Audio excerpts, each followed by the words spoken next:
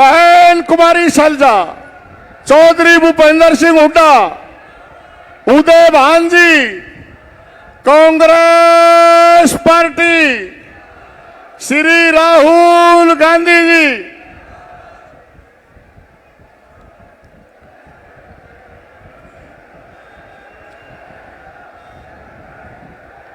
Congress party. आप सबका आभार मैं निवेदन करूंगा। मंच पर जितने भी नेता हैं, मंचासीन सभी अपना अपना स्थान ले लें कृपया। मंचासीन सभी नेता अपना अपना स्थान ले लें और मैं निवेदन करूंगा, इस असंध हल्के की जन जन की दिल की धड़कन, आप सबके प्यारे छत्तीस बरादरी को साथ लेकर चलने वाले नेता, आपके हर दिल अजीज भाई शमशेर सिंह गोगी जी से वो आए और श्री राहुल गांधी जी का स्वागत करें और आपसे वोट की अपील करें। श्री शमशेर सिंह गोगी जी।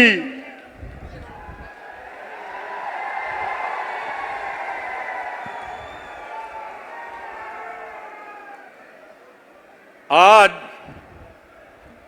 देश के सबसे बड़े नेता, हमारे अपने प्रिय नेता श्री राहुल गांधी जी असंध में आए हैं और असंध की जनता पे जो विश्वास यहां से इस इलेक्शन की कैंपेन का शुरुआत करके उन्होंने किया है, उसके लिए असंध की जनता की तरफ से मैं उनका आभार व्यक्त करता हूं। आप सब ने राहुल जी का विश्वास जो है उसको कायम रखना है और पूरे हरियाणा के अंदर हाथ के पंजे को अपना कैंडिडेट मान के हाथ के पंजे को जिताना है। और मैं आपका स्वागत करते हुए सभी सम्मानित मंच, सभी नेतागण, मैं राहुल जी एक बात आपको बताना चाहता हूं। राजीव गांधी जी के साथ मैंने काम शुरू किया था और आपके साथ जाके परवान चढ़ा है। मैंने कांग्रेस की सेवा किया, उसका आपने मुझे अवार्ड दिया है, रिवार्ड दिया है, उसके लिए भी मैं आपका धन्यवाद करता हूं और असंध की धरती पे आपका बहुत बहुत स्वागत करता हूं। असंध के लोग आज आपके प्यार में यहां खड़े हैं और पूरे हरियाणा के लोग आपके साथ चलेंगे। बहन कुमारी शैलजा जी, भूपेंद्र सिंह हुड्डा जी, उदय भान जी, सभी जो नेतागण आए हैं, सभी का मैं स्वागत करता हूं। जय हिंद, जय भारत। मैं निवेदन करूंगा, आप सबके जाने पहचाने, आप सबकी दिल की धड़कन चौधरी वीरेंद्र सिंह जी से। चौधरी वीरेंद्र सिंह जी आए और आप हमारे नेता, आप सबके जन जन के नेता राहुल गांधी जी का स्वागत करेंगे।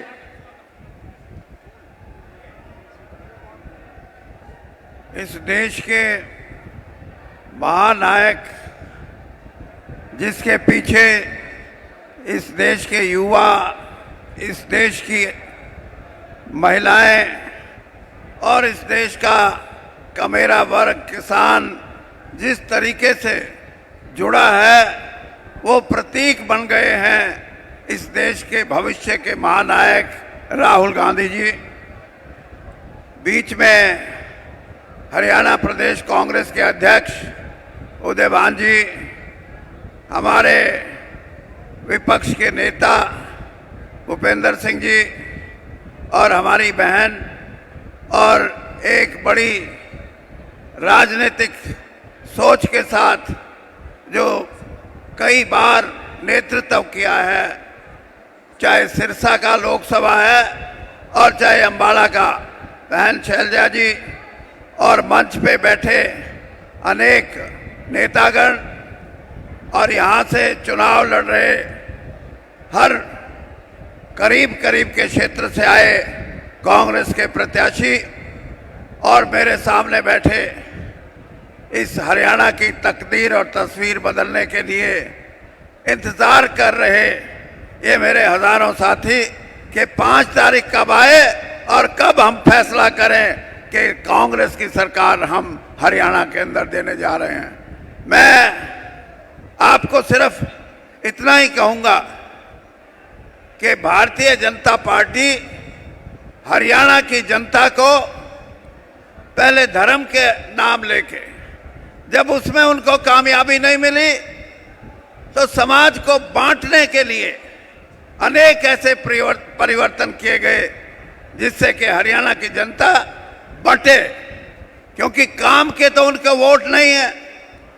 वो दूसरा रास्ता उन्होंने यही अख्तियार किया कि कोई ऐसा हम इंतजाम करें कि हरियाणा की जो सदियों पुराना हमारा भाईचारा है, हमारा आपस में सद्भाव और प्रेम है, सहिष्णुता की हमारी हमेशा नीति रही है, उस समाज को बांटने का काम उन्होंने करने की कोशिश की। लेकिन मैं आप सब भाइयों को बधाई देता हूं कि भाई शमशेर सिंह गोगी जो पिछली बार चुनाव जीते थे कांग्रेस से, उनकी कार्यशैली से और उनको आगे बढ़ाने की नीयत से उनको दोबारा चुनाव में विजयी बनाने के लिए आप यहां बड़ी तादाद में आए हैं। और ये इस बात का प्रतीक है राहुल जी, ये चुनाव क्षेत्र ऐसा है जिसमें हर बिरादरी की, किसी की 10,000, किसी की 15,000, किसी की 20,000, किसी की 25,000, ऐसा असंध का चुनाव क्षेत्र है जो हमारी अनेकता में एकता का प्रतीक है। इसलिए आपसे ये गुजारिश है कि राहुल जी के नेतृत्व में हरियाणा में जो चुनाव होगा वो हरियाणा का नेतृत्व राहुल जी के लिए एक शक्ति के रूप में इस देश में, इस राजनीति के अंदर भावी परिवर्तन करने के लिए, और जो ताकतें हमारे सद्भाव को तोड़ना चाहती हैं, हमारे भाईचारे को तोड़ना चाहती हैं, उनको करारी हार देंगे आप, ये मेरा विश्वास है। धन्यवाद। धन्यवाद चौधरी साहब। मैं निवेदन करूंगा, हरियाणा के दिल की धड़कन आप सबकी नेता बहन कुमारी शैलजा जी से वो आए और आपसे वोट की अपील करें। श्री राहुल गांधी जी का स्वागत भी करेंगे बहन कुमारी शैलजा जी।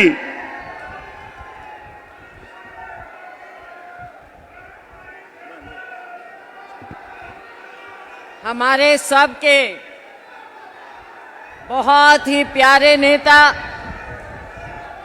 बहुत ही आदरणीय लोकसभा में नेता प्रतिपक्ष, हमारे पूर्व अध्यक्ष माननीय श्री राहुल गांधी जी, मंचासीन हमारे सभी सम्मानित नेतागण, श्री भूपेंद्र सिंह हुड्डा जी, श्री उदय भान जी, श्री चौधरी बीरेंद्र सिंह जी, यहाँ से हमारे बहुत ही लोकप्रिय प्रत्याशी शमशेर सिंह गोगी जी, हमारे अन्य सभी सम्मानित मंचासीन साथीगण, मीडिया के हमारे साथी, और यहाँ पर इतना बड़ा, इतना भारी जन सैलाब, मेरे सभी बहुत ही सम्मानित बुजुर्गों, मेरी बहुत ही प्यारी प्यारी बहनों और नौजवान साथियों, ज़्यादा समय नहीं लूँगी।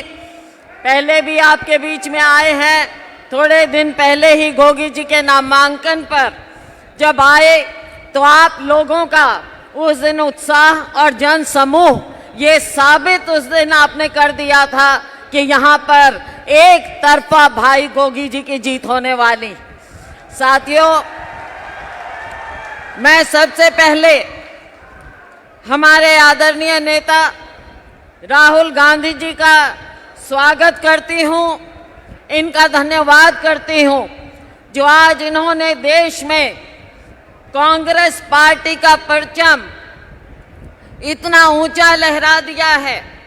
जो बोलते हैं ना कि बार हैज बीन रेज्ड, इतना ऊंचा कर दिया है कि आज इनके सामने कोई और नेता सामने टिक नहीं पा रहा है। और उसकी मिसाल आपने लोकसभा में देखी कि जब राहुल गांधी जी खड़े हुए बोलने के लिए, आपकी आवाज को उठाने के लिए, तो माननीय प्रधानमंत्री जी नरेंद्र मोदी जी न जाने 10 बार खड़े होकर इनके बीच में बोलने का प्रयास कर रहे थे।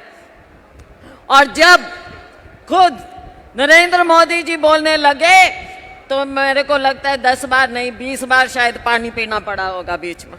कुछ कहने को नहीं है, बोलती बंद हो गई है। साथियों, आज समय आ गया है। हरियाणा से राहुल गांधी जी के दौरे का आज यहाँ असंध से आगाज हुआ है। इनका दिल की गहराइयों से मैं स्वागत करती हूँ और मैं अपील करती हूँ, हरियाणा में जो 10 साल का कुशासन भारतीय जनता पार्टी द्वारा थोपा गया, धोखे से राज किया गया आपके ऊपर, आज समय आ गया है उसका बदला चुकाने का। मेरा किसान, मेरा मजदूर, मेरा गरीब भाई, 36 बिरादरी, चाहे वो छोटा दुकानदार हो, सभी लोग आज आप इस इंतजार में हैं और ये इंतजार की घड़ियां खत्म हो रही हैं। 5 तारीख को चुनाव हो रहा है। आप सभी से अपील है कि आपने यही उत्साह उस दिन दिखाना है और हरियाणा में कांग्रेस पार्टी की सरकार लानी है और यहाँ से भाई शमशेर गोगी जी को आपने भारी बहुमत, रिकॉर्ड मतों से जिताना है और हमारे सभी प्रत्याशियों को जिताना है। आपका बहुत बहुत धन्यवाद। जय हिंद। धन्यवाद बहन जी। मैं निवेदन करूंगा हरियाणा के पूर्व मुख्यमंत्री और आप सबके दिल की धड़कन चौधरी भूपेंद्र सिंह हुड्डा जी से, वो आए। हुड्डा साहब राहुल जी का स्वागत करेंगे। हुड्डा साहब।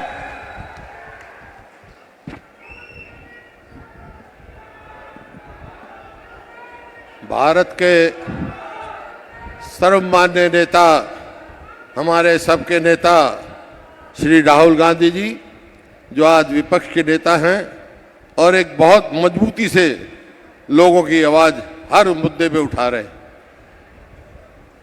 और यहाँ पर हरियाणा प्रदेश कांग्रेस कमेटी के अध्यक्ष चौधरी उदयभान जी और हमारी वरिष्ठ नेता बहन शैलजा जी और हरियाणा कांग्रेस के पूर्व अध्यक्ष चौधरी वीरेंद्र सिंह जी व जितने भी हमारे इस पार्लियामेंट्री क्षेत्र के उम्मीदवार हैं, सभी हमारे उम्मीदवारगण या यहाँ से स्थानीय उम्मीदवार शमशेर गोगी जी व सम्मानित मंच उपस्थित मेरे बुजुर्गों, नौजवान साथियों व मातृशक्ति पत्रकार बंधुओं, देखिए राहुल जी, जब से आपने भारत जोड़ो यात्रा इस जीटी रोड से गई थी और हरियाणा में सब जगह गई थी, एक नया जोश यहाँ के कार्यकर्ताओं में आपने भरा है और स्वयं आप देख रहे हैं कि लोग आज केवल हरियाणा में चुनाव हो रहे हैं, केवल कांग्रेस की ओर देख रहे हैं।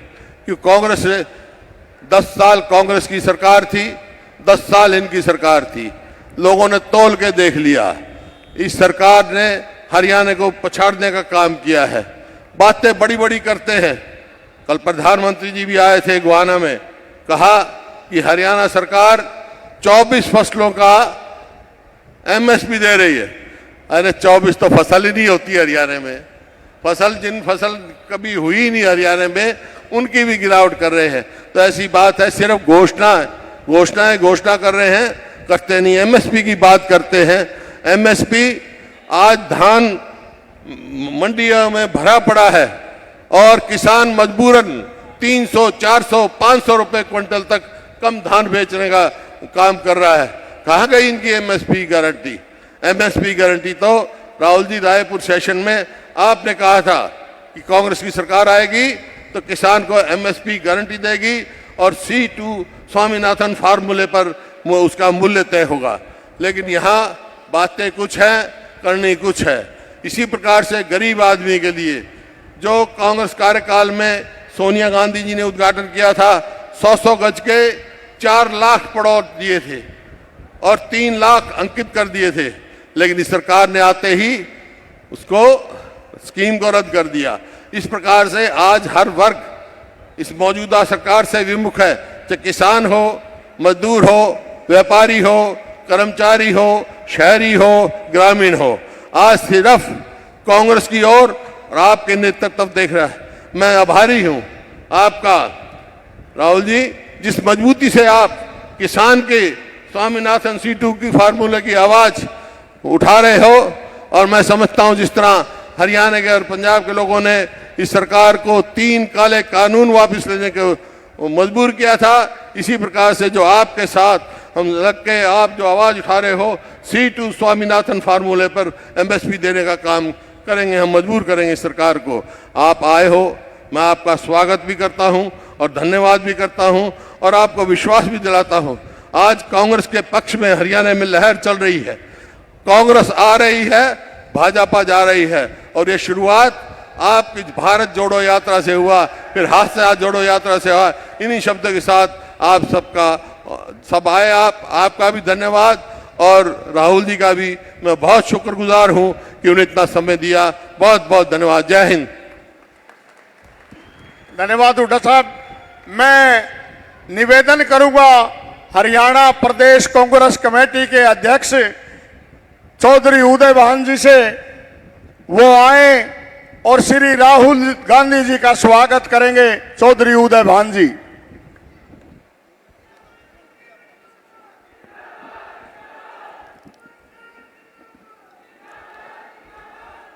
लोकसभा में प्रतिपक्ष के नेता पूर्व अध्यक्ष परम आदरणीय श्री राहुल गांधी जी, हमारे हरियाणा प्रदेश के लोकप्रिय नेता पूर्व मुख्यमंत्री आदरणीय चौधरी भूपेंद्र सिंह हुड्डा जी, ऑल इंडिया कांग्रेस कमेटी की महासचिव, हमारे प्रदेश की बहुत ही सम्मानित वरिष्ठ नेता सिरसा से सांसद आदरणीय बहन कुमारी शैलजा जी, हमारे बीच में उपस्थित पूर्व केंद्रीय मंत्री और पूर्व पीसीसी प्रेसिडेंट प्रदेश के वरिष्ठ नेता चौधरी वीरेंद्र सिंह जी, आपके असंध से बहुत ही आपके हरमन प्यारे नेता, आपके सुख दुख के साथी, यहां से पिछली बार भी आपने विधायक बनाया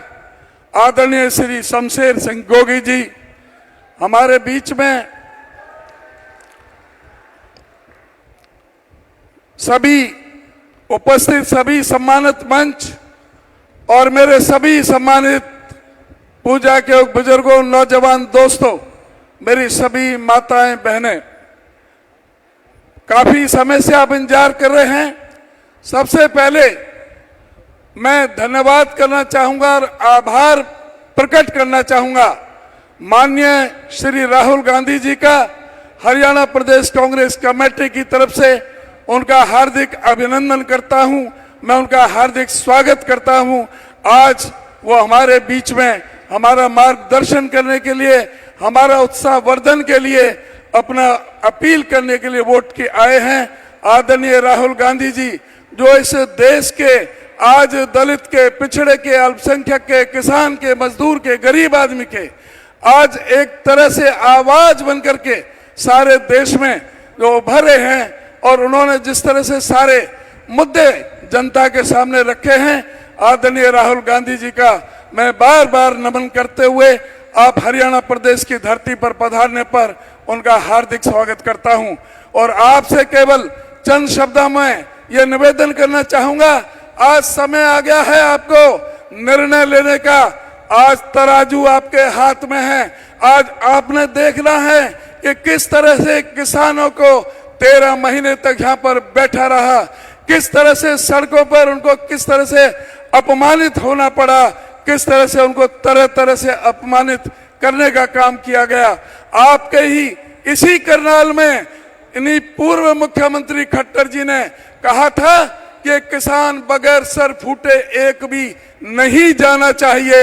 आज 700 से ज्यादा जो किसानों ने अपने प्राणों का बलिदान दिया है, आज वो आपके फैसले की तरफ देख रहे हैं। मैं आपसे कहना चाहूंगा, आज आपको वोट की चोट से बदला चुकाना है। हमारी उन महिला पहलवानों के लिए जो मजबूर हुई थी अपने न्याय के लिए जंतर मंतर पर बैठने के लिए, उनको न्याय नहीं मिला। सुप्रीम कोर्ट के इंटरवेंशन से उनकी एफआईआर दर्ज की गई। आज आवश्यकता है पूछने की कि हरियाणा हिंदुस्तान में नंबर 1 बेरोजगारी में क्यों है। आज इस प्रदेश की अर्थव्यवस्था क्यों चौपट होकर के रह गई है? 70,000 करोड़ का कर्जा आज 4.5 लाख करोड़ का किस तरह से कर्जा हो गया? आज ये पूछने की आवश्यकता है क्यों हरियाणा के अंदर 30 से ज्यादा बार पर्चे लीक हुए हैं? स्टाफ सिलेक्शन कमीशन के चेयरमैन और 8 अधिकारियों को क्यों सस्पेंड होना पड़ा? एचपीएससी के अधिकारी करोड़ों करोड़ों की रिश्वत लेते हुए क्यों पकड़े गए? आज ये पूछने की जरूरत है कि कौशल विकास रोजगार निगम जो एक भ्रष्टाचार का अड्डा बन गया, जिसमें कोई भी मेरिट नहीं, कोई रिजर्वेशन नहीं, संविधान की भी घोर अवहेलना की गई है। उसमें ना शेड्यूल कास्ट के लिए, ना बैकवर्ड क्लास के लिए, कोई ओबीसी के लिए, किसी के लिए कोई आरक्षण की व्यवस्था नहीं, और सरकार खुद ठेकेदार बन गई। सरकार उन हमारे नौजवानों का शोषण कर रही है। आज उनका जवाब लेने की जरूरत है। आज जवाब लेने की जरूरत है कि परिवार पहचान पत्र को हथियार बना करके क्यों इस प्रदेश के 9.5 लाख गरीबों के बीपीएल कार्ड काटे गए। आज सवाल पूछने की जरूरत है क्यों 4.25 लाख बुजुर्गों की पेंशन काटने का महापाप इस सरकार ने किया है। इस सरकार को उखाड़ फेंकने का समय आ गया है। ये दलित विरोधी है, संविधान के विरोधी है। कौशल विकास रोजगार निगम में कोई संविधान का ख्याल नहीं किया गया। आज स्कूलों की और शिक्षा की पूरी बुरी हालत कर दी है। शिक्षा में आज भी 45,000 पद खाली पड़े हैं। स्वास्थ्य में 60% पद खाली पड़े हैं। 4800 स्कूल इन्होंने मर्ज कर दिए, 498 स्कूल बंद कर दिए। उन स्कूलों में इस प्रदेश का गरीब, दलित, पीड़ित, शोषित, उपेक्षित, सर्वहारा वर्ग का वो बच्चे स्कूल में पढ़ते हैं जिनके माँ बाप सक्षम नहीं है प्राइवेट स्कूलों में पढ़ाने के लिए। ये गरीबों के विरोधी की सरकार है। इसको उखाड़ फेंकने का समय आ गया है। इन्हीं शब्दों के साथ मैं आप सबकी तरफ से दोबारा राहुल जी का बहुत बहुत धन्यवाद करता हूं।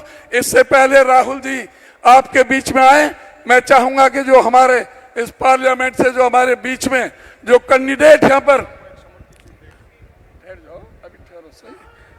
अभी जो कैंडिडेट जो हमारे बीच में बैठे हुए हैं उनका एक इंट्रोडक्शन और सभी एक एक करके यहाँ आएंगे, फिर राहुल जी के साथ फोटो खिंचवाएंगे। उसके बाद में आगे की कार्रवाई होगी। मैं अनुरोध करूंगा सबसे पहले तो आप भी के विधायक आदरणीय श्री शमशेर सिंह गोगी को वो आगे यहाँ आ जाएं। हमारी बहन करनाल से सुमिता सिंह जी जो पार्टी के हमारी कैंडिडेट हैं वो आगे आ जाएं, और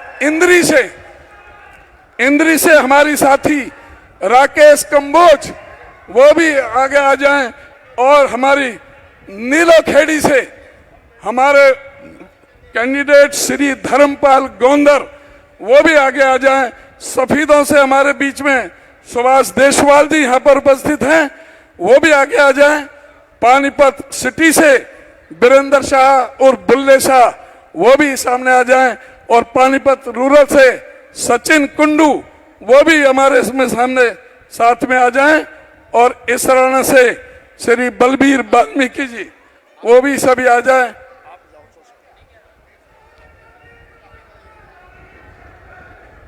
Shri Rahul Gandhi Congress party, Shri Rahul Gandhi Congress party, Congress party. मैं निवेदन करूंगा शमशेर सिंह गोगी जी से, वो स्वर्गीय श्री राजीव गांधी जी की तस्वीर देकर के राहुल गांधी जी को वो भेंट कर रहे हैं। राहुल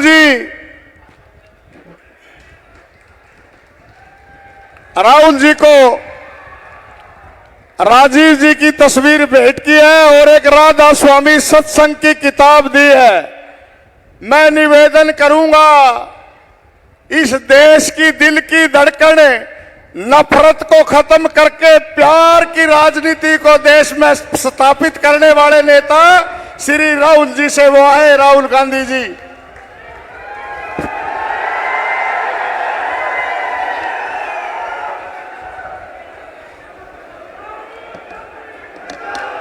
उदय भान जी भूपिंदर सिंह हुड्डा जी, कुमारी वीरेंद्र सिंह जी, स्टेज पे कांग्रेस पार्टी के सीनियर नेता, हमारे प्यारे कार्यकर्ता जिनको मैं आजकल बब्बर शेर कहता हूं, भाइयों और बहनों, प्रेस के हमारे मित्रों, आप सबका यहां बहुत बहुत स्वागत, नमस्कार। कैसे हैं आप? मूड कैसा है? नहीं, सुनाई नहीं दिया मुझे। मूड कैसा है? ये देखिए, आजकल ग्लोबलाइज दुनिया है। सारे के सारे देश हवाई जहाज से, टेक्नोलॉजी से जुड़े हुए हैं। कुछ दिन पहले मैं अमेरिका गया। अमेरिका में मेरा प्रोग्राम टेक्सास में था और किसी ने मुझे कहा कि टेक्सास में हरियाणा के युवाओं से मुझे मिलना चाहिए। पता नहीं आपने वीडियो देखा, नहीं देखा? देखा। मैं आज आपसे उस वीडियो के बारे में बोलना चाहता हूं, क्योंकि अगर आज आप हरियाणा को समझना चाहते हो तो जो भी समझना है उस वीडियो के अंदर है। सबसे पहले जब मुझे बताया गया कि हरियाणा से हजारों लोग, 15-20 हजार लोग अमेरिका गए हैं, मैं हैरान हुआ। हरियाणा से इतने लोग अमेरिका क्यों जा रहे हैं, ये मेरे दिमाग में सवाल उठा। और फिर मैं डैलस में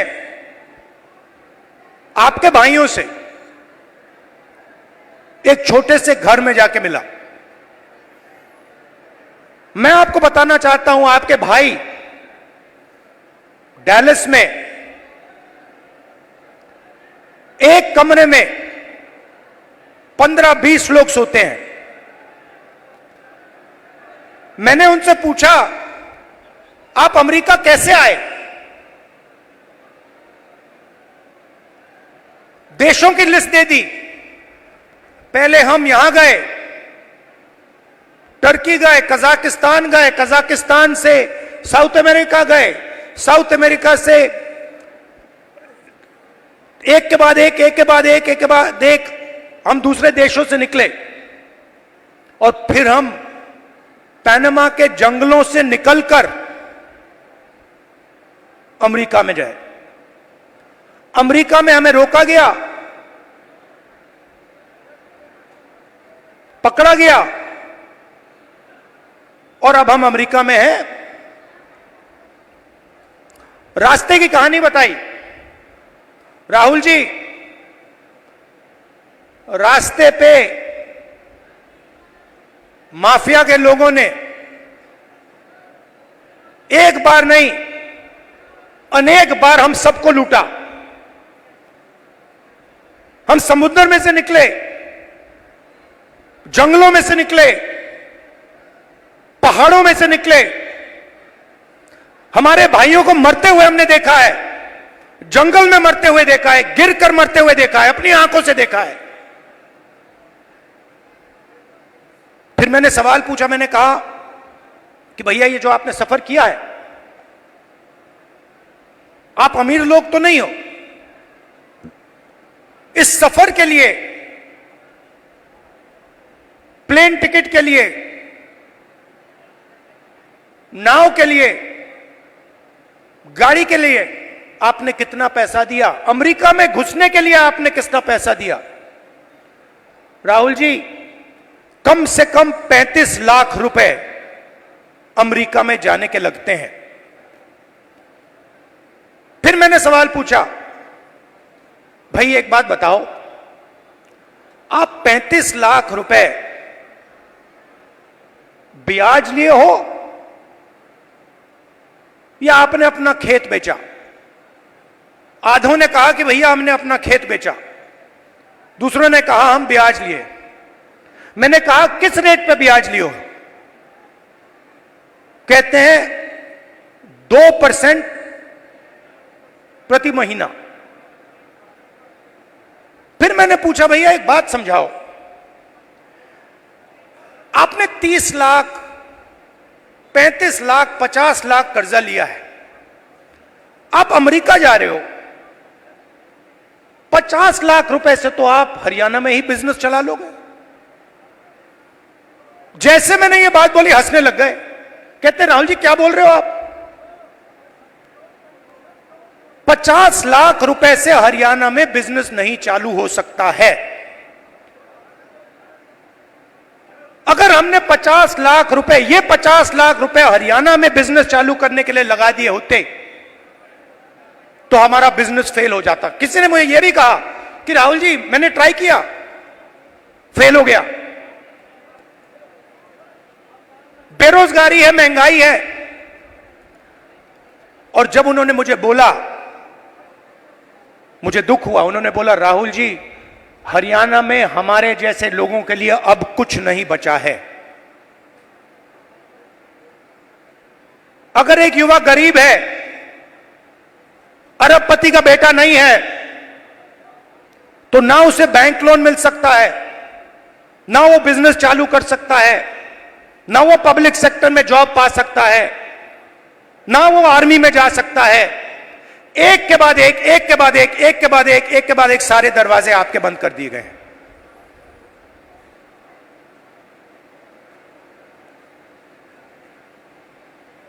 मैं जब उस घर से निकला, मैं सोच रहा था कि अगर इनकी ये हालत है तो इनके बच्चों की क्या हालत है। ये तो यहां है, कोई ट्रक चला रहा है, कोई जॉब कर रहा है, पैसा कमा रहे हैं। मेरे माइंड में आया कि इनके बच्चे क्या कर रहे हैं, इनकी फैमिली क्या कर रही है। कमरे में मैंने बात उठाई थी, मैंने कहा कि आप फैमिली से मिलते हो? नहीं राहुल जी, हम 10 साल के लिए अपने बच्चों से नहीं मिल पाएंगे, अपने परिवार से नहीं मिल पाएंगे, हमारे माता पिता मर जाएंगे मगर हम वापस नहीं जा पाएंगे। और फिर एक व्यक्ति ने मुझे कहा राहुल जी एक काम कीजिए, जब आप वापस हिंदुस्तान जाएंगे तो आप 5 मिनट के लिए हमारे परिवारों से मिल लीजिए और उनको कह दीजिए कि हम ठीक हैं, हम सलामत हैं। मैंने उनसे कहा कि भाई बताओ आपके पास तो मोबाइल फोन तो होगा, वीडियो कॉल करते होगे,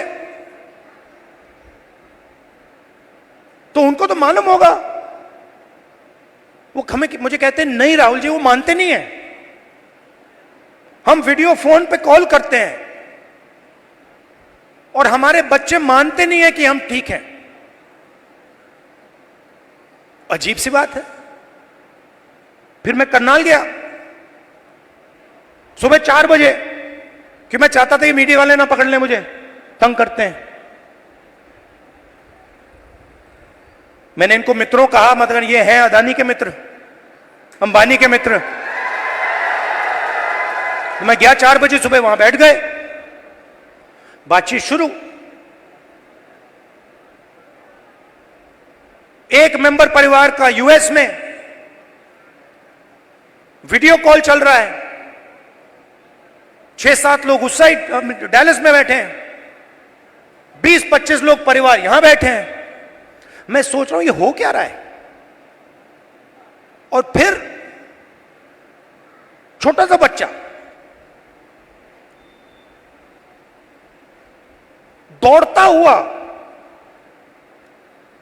हुआ वो कंप्यूटर के पास जाता है। कंप्यूटर को ऐसे पकड़ता है और इतनी जोरों से चीखता है कि मैंने मतलब शायद अपनी लाइफ में यह चीख नहीं सुनी। कांपता हुआ चीखता है, पापा पापा पापा वापस आओ।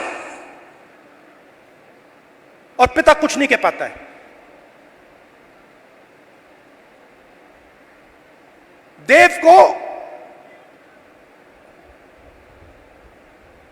देव की आंखों में आंसू, चिल्ला रहा है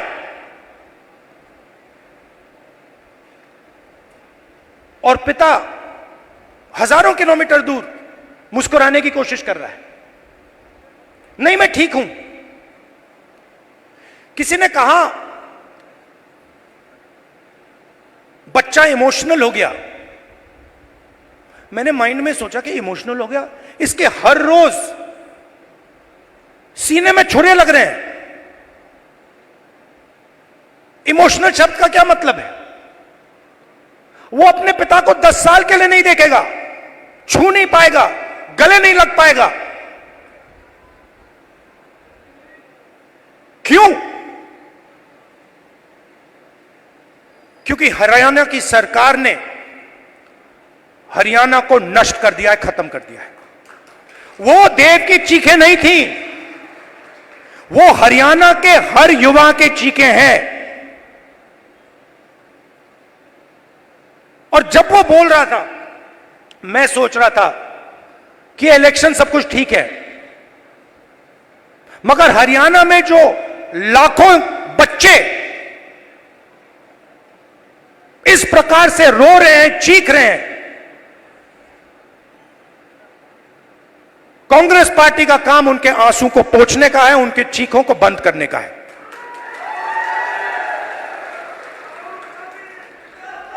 अब देव रो क्यों रहा है, यह मैं आज आपको समझाना चाहता हूं।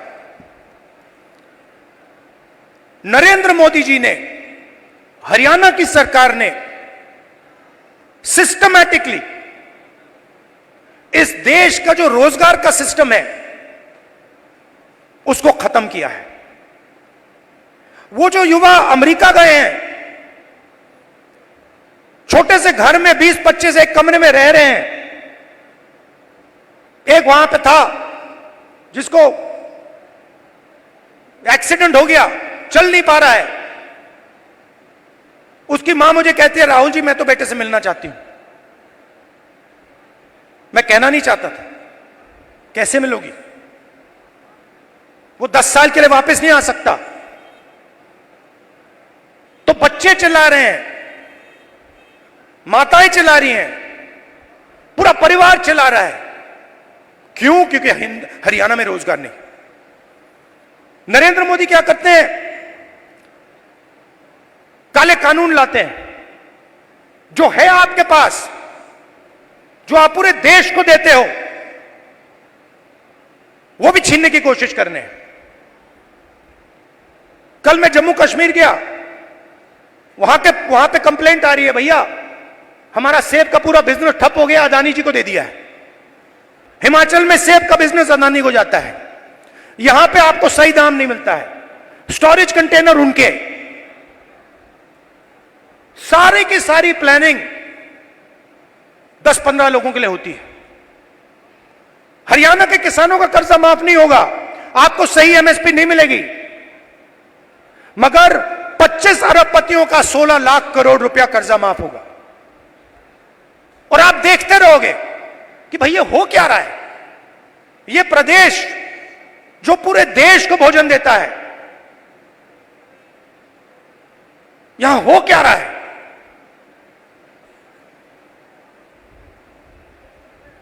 हरियाणा में ड्रग प्रॉब्लम है। उन्होंने मुझे बताया कि राहुल जी हरियाणा में ड्रग प्रॉब्लम बढ़ती जा रही है। गुजरात में अदानी के पोर्ट में हजारों किलो ड्रग्स पाया जाता है। आपने देखा 3000 किलो हेरोइन उनके पोर्ट में पाया जाता है। किसी को सजा हुई? मीडिया में लिखा एक शब्द नहीं। एयरपोर्ट उनको चले जाते हैं, पोर्ट्स उनको चले जाते हैं। मोबाइल फोन चलाओ, जेब से पैसा उनको जाता है। सड़कों पे चलो, जेब से पैसा उनको जाता है। हवाई जहाज में जाओ, खरीदो, सारा का सारा उनके हाथ में। आपके लिए क्या? गलत जीएसटी, नोटबंदी। क्यों? क्योंकि छोटे व्यापारियों को, स्मॉल मीडियम साइज बिजनेसेस की हत्या करनी है, खत्म करना है। क्यों? क्योंकि 10-15 लोग चाइना का माल हिंदुस्तान में बेचना चाहते हैं, बनाना नहीं चाहते। जो आप काम करते हो, जो छोटे बिजनेस वाले करते हैं, हाथ से बनाते हैं, वो नहीं करना चाहते। जो हिंदुस्तान में बनाता है उसको खत्म करना चाहते हैं, और चाइना का माल हिंदुस्तान में बेचना चाहते हैं। लिस्ट निकालिए कंपनियों की, चाइनीज कंपनियों की लिस्ट निकालिए और देखिए उनका हिंदुस्तान में पार्टनर कौन है। चाइना के युवा को फायदा मिल रहा है, चाइना की सरकार को फायदा मिल रहा है, अरबपतियों को यहां फायदा मिल रहा है। नरेंद्र मोदी जी की मार्केटिंग हो रही है, और देव चिल्ला रहा है, चीख रहा है, मेरे पापा को वापस लाओ, मुझे अपने पापा चाहिए। मैं सोच रहा था जब मैं घर जाऊंगा मैं देव के लिए थोड़े खिलौने भेजूंगा। फिर मैंने सोचा क्या मतलब, खिलौने से क्या होगा, फुटबॉल से क्या होगा, क्रिकेट बैट से क्या होगा, वो तो अपना पापा चाहता है। तो ये हरियाणा की हालत है, और ये हम बदलना चाहते हैं।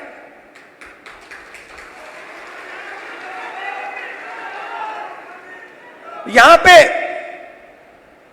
स्टेज पे पुनिया जी बैठे हैं, कहां है ये और इनके जैसे लोग गोल्ड मेडल पाते हैं। मैं इनके जिम में गया, ये 24 घंटा लगे रहते हैं।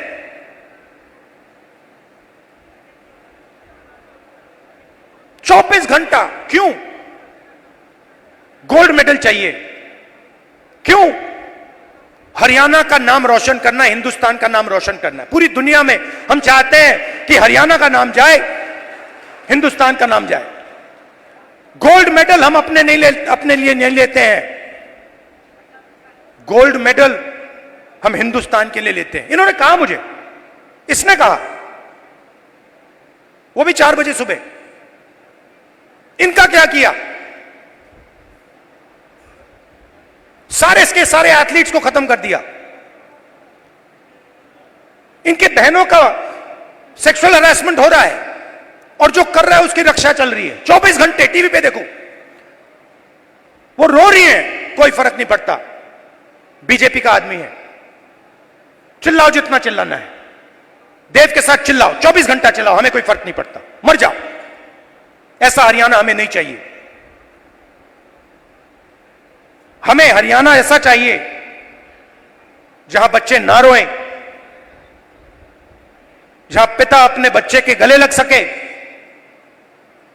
जहां मां ना रोए। ऐसा हरियाणा हमें चाहिए, और ऐसा हरियाणा कांग्रेस पार्टी आपको देने जा रही है।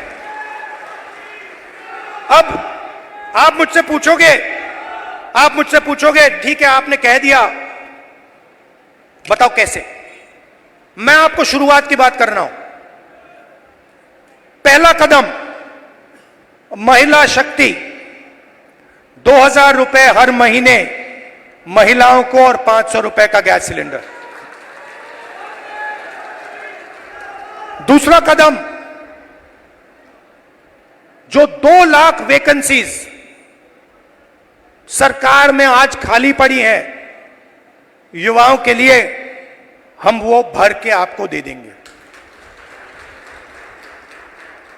किसान को एमएसपी गारंटी करके हरियाणा की सरकार देगी, और जो आपका बीमा का पैसा है वो आपको एकदम मिलेगा। जैसे ही नुकसान होगा उसके एकदम बाद आपको बीमा का पैसा मिलेगा। गरीबों के लिए घर, 100 गज के प्लॉट, और 3.5 लाख रुपए दो बेडरूम के घर के लिए, और 300 यूनिट फ्री में बिजली। मगर ये लड़ाई सिर्फ हरियाणा की नहीं है, मैं आपको बताऊं, ये लड़ाई हिंदुस्तान की लड़ाई है। और यह लड़ाई कॉन्स्टिट्यूशन को बचाने की लड़ाई है। मैंने इसके बारे में बहुत सोचा है, यह हो क्या रहा है, यह बीजेपी के लोग कर क्या रहे हैं। ये कॉन्स्टिट्यूशन पर आक्रमण कर रहे हैं। जो हिंदुस्तान के गरीब लोग हैं, कमजोर वर्ग के लोग हैं, कॉन्स्टिट्यूशन उनकी रक्षा करता है और बीजेपी कॉन्स्टिट्यूशन को मिटाने की कोशिश कर रहे हैं। वो कह नहीं सकते, ऐसे स्टेज पे आकर वो कह नहीं सकते कि हम कॉन्स्टिट्यूशन को मिटा देंगे, मगर वो करते हैं। सारी की सारी संस्थाओं को आरएसएस के लोगों के हवाले कर दी है। पूरा कंट्रोल नागपुर का है। उसमें हिंदुस्तान के 90% लोगों के लिए कोई जगह नहीं है। आप देख लीजिए, आप लिस्ट निकालिए, जिन जिन लोगों को आरएसएस ने हिंदुस्तान की संस्थाओं में डाला है, लिस्ट निकालिए। चाहते हो मैं दे दूंगा आपको। उसमें ना आपको एक ओबीसी मिलेगा, ना आपको एक दलित मिलेगा, ना आपको आदिवासी मिलेगा।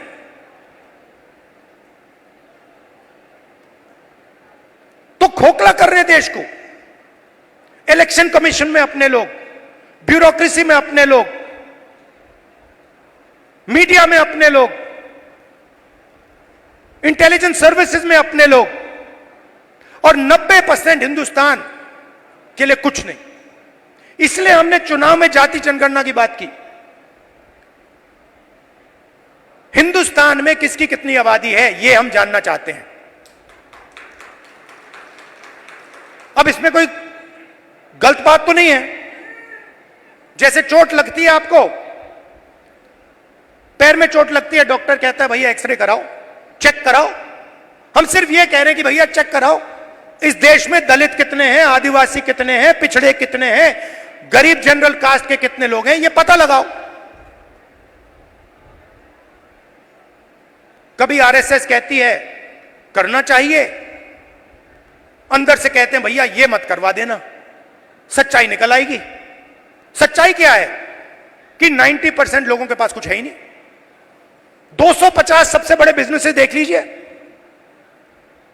लिस्ट निकालिए, उनकी मैनेजमेंट की लिस्ट निकाल लीजिए,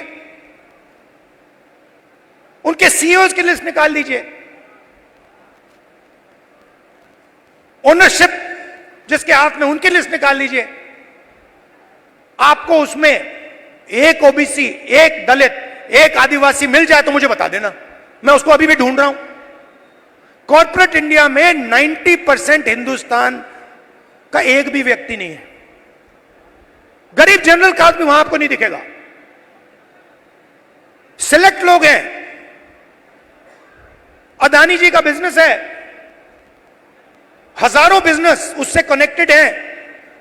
वो सारे के सारे कोई ना कोई परिवार का आदमी है। भाई कुछ करता है, बहन कुछ करती है, फैमिली बिजनेस है। ऐसे ही बिजनेसेस है। 250 में से आप मुझे नाम दे दो दलित का, आप नाम दे दो आदिवासी का, आप नाम दे दो पिछड़े का, नहीं है। ब्यूरोक्रेसी में देखो, हिंदुस्तान की सरकार को 90 लोग चलाते हैं, सेक्रेटरी कहलाते हैं। 3 दलित हैं, आबादी 15%, 90 में से 3। पिछड़ों की आबादी कम से कम 50%, 90 में से 3। होने कितने चाहिए? 45 अगर आप आबादी से जाओ, नहीं 3। और बजट कितना संभालते हैं?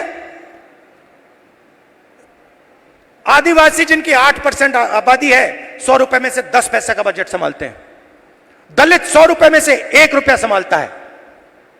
ओबीसी 100 रुपए में से 5% संभालता है। यह हिंदुस्तान की सच्चाई है। इसलिए हमने कहा है कि जाति जनगणना होगी, नेशनल लेवल पे होगी।